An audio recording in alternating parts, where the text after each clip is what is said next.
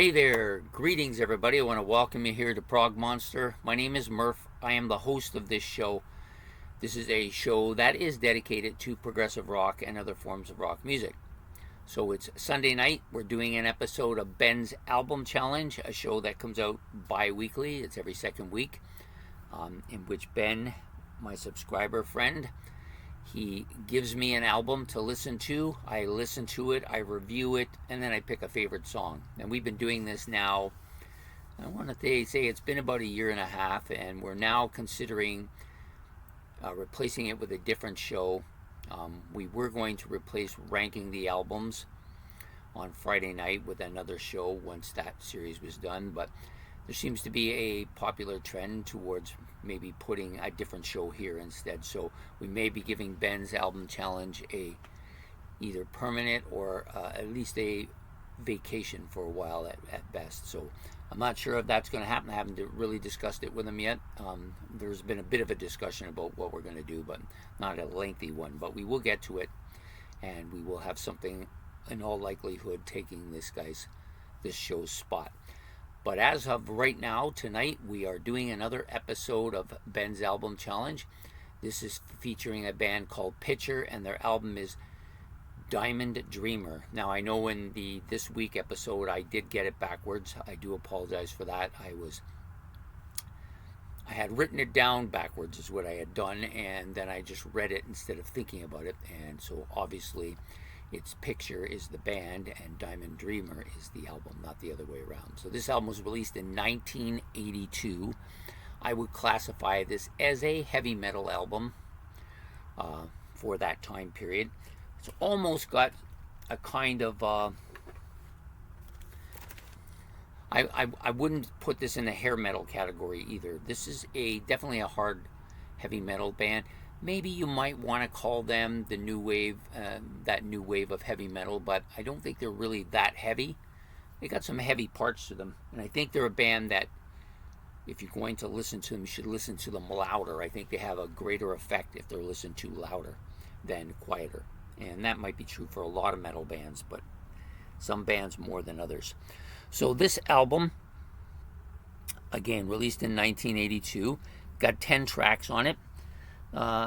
Talk a little bit about what's the best parts of this album, and then I'll kind of go over the songs individually. So I think this album is, like I said, better than when louder than not. The vocals have a strong kind of overall sound.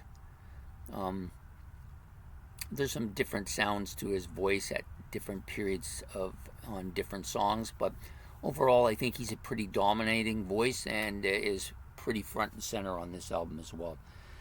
The metal that they play here, the guitar riffing especially, has a very kind of 80-ish style to it. Feels like an 80-ish album.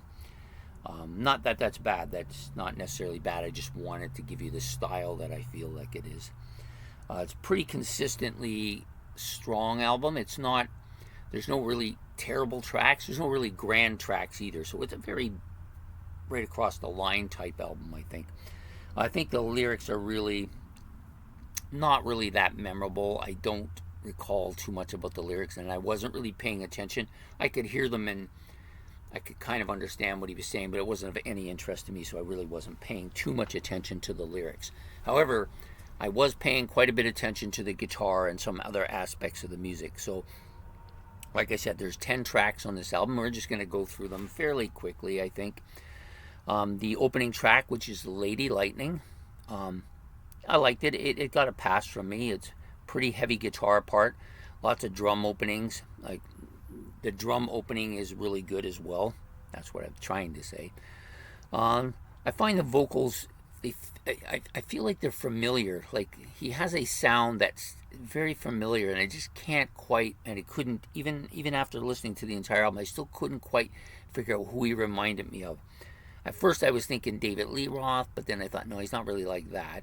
And then I had a couple of other people in mind, but I don't think he was like them either. So yeah, it just had a real kind of familiarity to it. Maybe perhaps I've heard this before. The solo was pretty metal-like. It's a typical metal guitar solo from that time period. Nothing spectacular, but definitely it had that feel. The number 2 song, Night Hunter. Drums are more forward on this than it were in the first track. Pretty strong drum part on this. It's got some heavy crunching guitar riff thing here going on. And I think the vocals are, again, strong and got that very familiar sound to it. Yeah, I would say this is definitely, by this time I had already started to feel like this was a very 80-ish style metal sound to it. And as we go along, you'll see I'll start to narrow it down to what I think it is. The next song is called Hot Lovin'. This track it was one of the weaker tracks on the album, but it wasn't bad. It passed. Very slow melodic guitar riff. The vocals again are prominent. His tone is a little bit reminiscent of what you might get with Motley Crue. I felt like a Motley Crue kind of feeling here when I was listening to him. The guitar solo was melodic and a bit toned down. It wasn't as heavy as the earlier tracks. The next song out, Diamond Dreamer, this was one of the 2 songs that I would say is probably my favorite. If I had to choose, gun to my head, I would choose this one. I think this is the title track, Diamond Dreamer, and I gave it the highest number, well, tied for the highest number, but I think I like this one just a tiny bit better. Excuse me. It's got another kind of Motley Crue sound to it, that very consistently melodic guitar sound that pumps out. There's nothing kind of spectacular or anything about it. It's just kind of a catchy guitar sound, I guess. The solo is again a very kind of heavy guitar solo you might get with that melodic feel to some of that 80s stuff as well. Yeah, the next track out, Message from Hell. This one I didn't care for as much. It wasn't a bad song. I liked it somewhere in the middle, I guess. A little bit faster paced guitar, similar sound in guitar style to some of the early Vivian Campbell stuff on the Dio albums. I felt a reminder of that when I heard it. I don't necessarily think it was nearly as good, but it had some of that familiarity to it. His vocals again very metal sounding and had a nice tone to them, and the tapping guitar solo that they did in this song, very reminiscent of the 80s style stuff as well. Next out is You're All Alone, a song that a little bit going down a little bit more here. I didn't care for this as much. Another kind of Motley Crue sound to the guitar, actually very similar sound to the previous song. Melodic, very 80s sounding, as I've been saying. Drums are a bit more predominant here, so they're a little bit more forward on this particular track. I think they should have used the drummer a little bit more. I think he was not bad, and instrumentation-wise, he was probably better than most of the other guys on the band.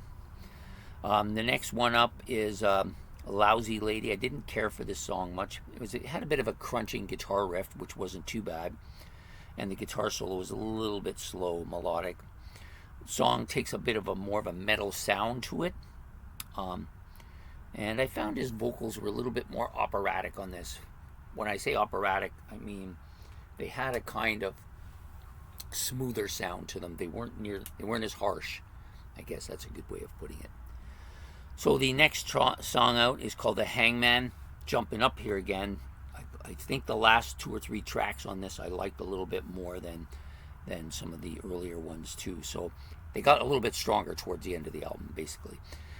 Very heavy guitar bit here, Phil, and a strong drum support here as well. The harmony and the lead vocals kind of have that harmony and lead the harmony part especially had that kind of Iron Maiden-ish feel to it. Maybe not as powerful, maybe not as dominating, but definitely definitely had that feel about it anyways. So this song is a little bit faster and a little bit more heavier paced than some of the other songs, so I liked it quite a bit more.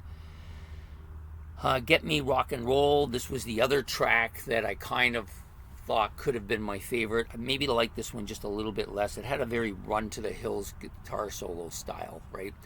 You know, that the way the Run to the Hills from Iron Maiden starts out. It got that kind of giddy up and galloping type feel to it. And I thought his vocals were a little bit more raspy on here. And in fact, the more raspy his vocals were on some tracks, generally I like them a little better. I think he just has a voice that suits that a little bit more. You're Touching Me is the last track on the album. Slow, melodic, very different than a lot of the other tracks. Not a fast, it's not a melodic pace, it's not a 80-ish style kind of thing. It just had this really kind of slow melodic. The solo was also very slow and melodic. Then it builds to a hard part, then it goes back down again, or retreats to that more melodic kind of feel to it. And it kind of ends off somewhere in the middle of those two. So overall, this was a pretty strong album for that time period, which is not a time period that I listen to a lot of metal at, which is kind of funny because a lot of the stuff I like comes from that time period now. But I just found this feels very dated, this album, but that's not necessarily a bad thing. So if you like that Motley Crue sound, I think this is actually better than that, but it has a lot of that in it. There's a lot of that feel that Motley Crue put out, that kind of sound. There's a lot of that here, but I just think this is better. It's a better quality. The guitaring is better. Not that I don't dislike Mick Mars. I just think this is a better quality. I think that the riffs are a little bit more catchy, and they sound better when they're louder. I think the drummer is better than Tommy Lee for sure. And I think the vocalist overall is he's got a little bit more of a range, a little bit more of a vocal operatic sound to his voice at periods of time. He's got more control of his vocals too, I think. So overall, I think they're kind of like a Motley Crue, but a better feeling to it. So if you're looking to decide whether this is something you might be interested in, if you don't like Motley Crue at all, you still might like this. If you do like Motley Crue, I'm sure you will like this. So anyways, that is my review for Pitcher's Diamond Dreamer. And I've enjoyed doing this episode. I hope that we will be doing some Ben's Album Challenge somewhere down in the future, but I have a feeling we will be taking a break for a while because, you know, when you're doing a show week after week or a couple times a month or stuff like that, sometimes you need a little bit of a change of pace, otherwise it just gets kind of stale, and we don't need stale. Stale isn't really appealing. So anyways, I hope you've liked this episode. If you have, please hit the like button and the subscription button, and much appreciated. Any comments about the album you can put in the comment section below. If you've heard it before, you know, give me your take on it, and hit the notification bell so you don't miss any more content. And we will see you next week we'll be back to my favorite drummers, my mini series I'm running. We'll be back to this will be the fourth episode of my number 2 drummer, and I think many of you will know who it is. And I hope to see you then. So take care and bye.